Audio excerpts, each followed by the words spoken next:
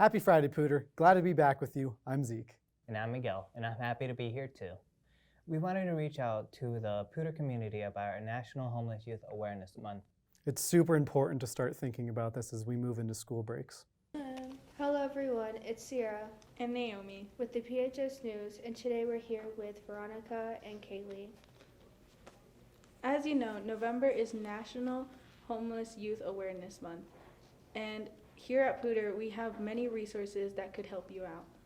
Most teens nowadays are scared to ask for help because they feel they might be judged, and we hope with this conversation it will help you reach out. So let's get into it. What is the McKinney-Vento program? Great question. McKinney-Vento is kind of a mouthful, right? It's like, what is it called? So it's actually called McKinney-Vento after the federal law, fancy McKinney-Vento Act. And really it exists just to protect students and families that are experiencing insecurity with food, housing, and really the point of the program is to help reduce any barriers to get to school so they can access education just like anybody else. So we're here to support students and families. How does the McKinney-Vento program work? So first, we identify whoever qualify for the program. First, maybe the registrar or teachers or someone tells, hey, I think this student qualified for McKinney. Then we reach out to the guardian or their parents, and then we ask the questions that we need to ask to see if they qualify or not, and then we start from there. Say students are online and aren't able to come to school. Is there a way for them to do it online-wise? There's actually or a website? Yeah, it's on the Pooter page, and it's under resources, and there is McKinney-Vento.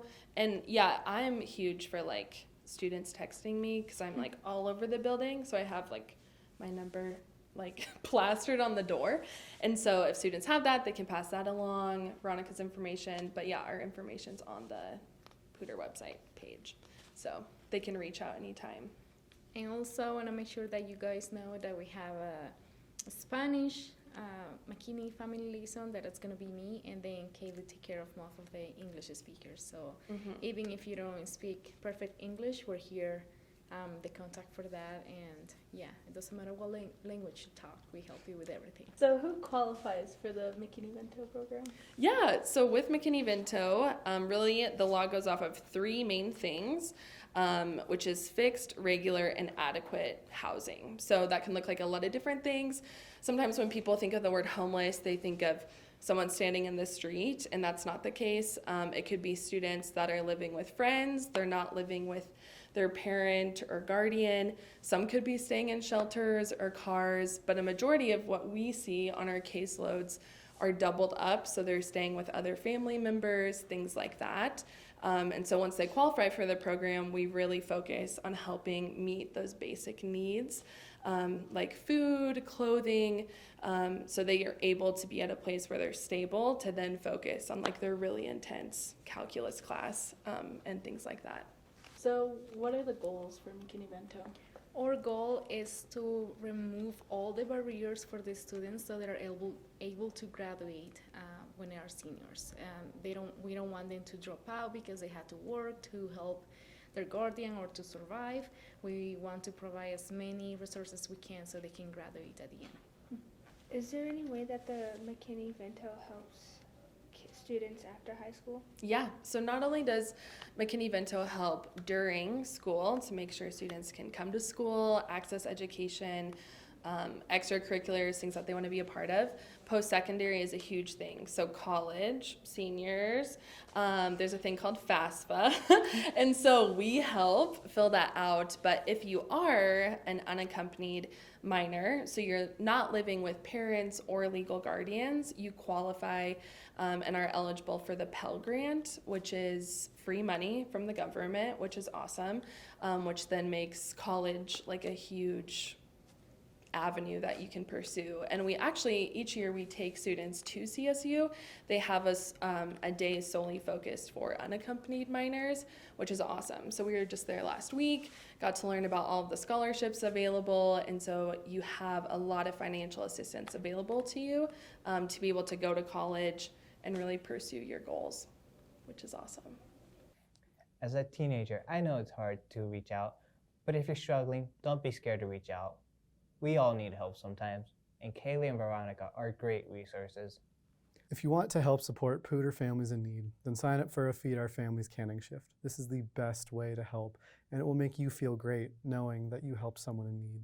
So grab some friends, and here's Xavier with you to show you about Feed Our Family canning shifts. Feed Our Families is something our school has done for quite some time now to support those in need in our community during winter break. You can sign up for the canning shift with this QR code here. And with one shift, you can provide food for 2 families. Cash and coin donations are accepted during period 1A. You can grab your slips for the canning shift here in front of the school by the entrance to the main office.